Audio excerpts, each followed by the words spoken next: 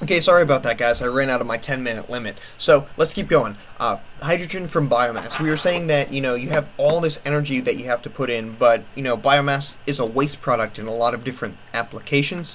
And even some biomass landfills, they use it to get methane gas out of. They use little small methane wells to generate electricity. Okay, so the next one, hydrogen from coal. 91,000 BTU loss. This is similar to the biomass, kind of. You input coal, you have a coal gasifier, which is kind of like turning coal into gas. You have a gas cleanup, desulfurization, filtration to get all that sulfur out. This energy loss depends on the quality of coal. You have the membrane separation, CO2 recovery. This is a huge loss of energy too. Sometimes it depends. You could sequester this CO2, things like that. You have energy of the hydrogen gas delivery, things like that. And then you have natural gas as well. This one is 60,000 compared to 90,000 with the coal, so that makes sense. It's a little less.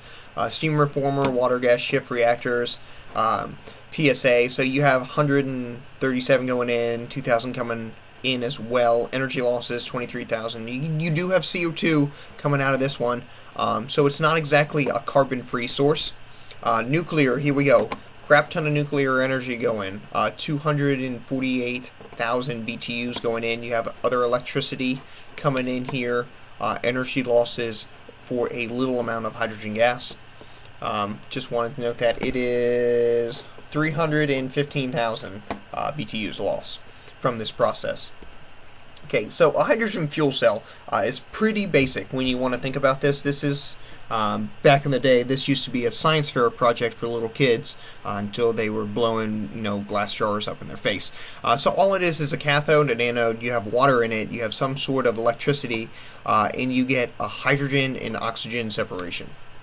So hydrogen vehicles are a reality. That you can run a car on hydrogen. There are some crazy YouTube videos of people who put, electrolysis cells in their like Tacoma trucks, which is absolutely crazy.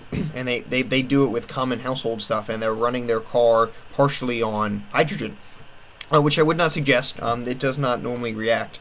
They use it instead of an air intake, they have hydrogen intakes. So your car is not meant to handle that. It's not engineered to handle that. So it's kind of cool. You have hydrogen fuel cell cars, but the biggest problem with hydrogen fuel cell cars is how do you store the hydrogen in a safe manner? If a lot of people know, the Hindenburg was made out of hydrogen, and look what happened to that. You're literally driving on a compressed bomb, pretty much. But Toyota, look at all the big names. Toyota, this is Praxair, which is a gas company. This is a Hyundai. This is I think a Indian company. So you have a lot of different companies. This is going to be a market. They assume this green energy, I'm not going to say craze, transition is coming into effect, and the manufacturers are realizing the importance to develop these type of cars. So these are just some links.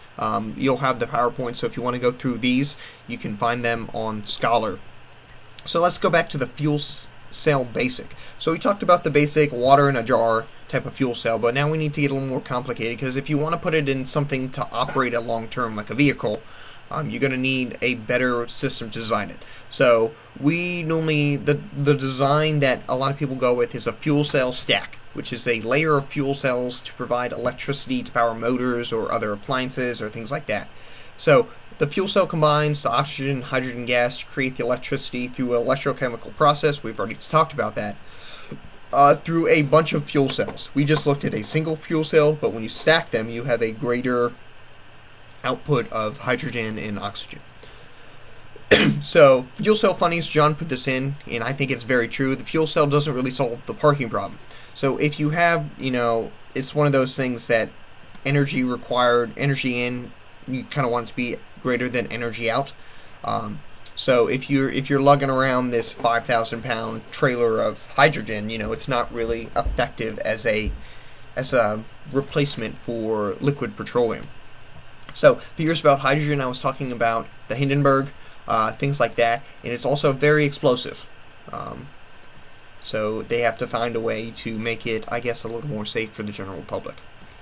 So the hydrogen program in the U.S. is mainly funded by the DOE, Department of Energy, and they are looking for researchers, applications, grants, things like that, currently to overcome technical barriers with the production of hydrogen, delivery, storage technologies, safety concerns. They're invested in this because they can see it as a future substitute for petroleum in some aspects of our lives.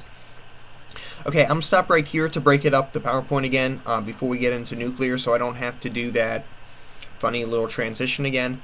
So we'll see you back here in a bit.